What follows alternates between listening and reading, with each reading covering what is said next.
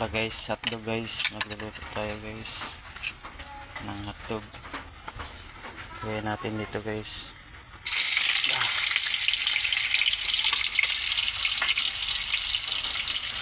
Ito guys, baka mahulog dito guys.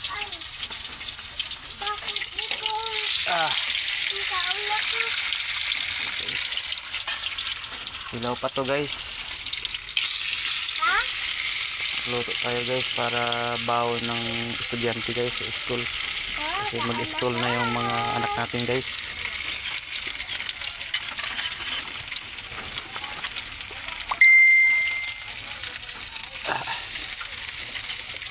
Ang hotdog guys. Baon ni Michelle at saka ni Milen. Para hindi na sila uwi guys.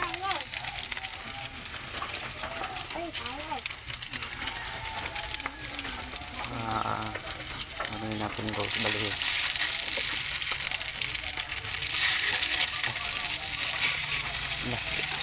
Sus na naman ito guys.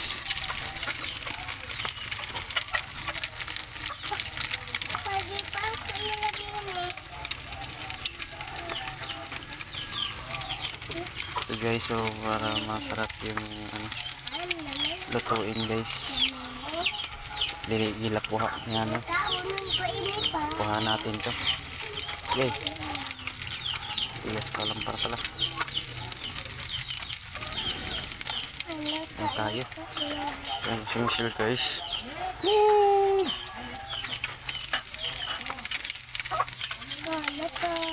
Lutuin na guys. Bali natin yung ngayon guys.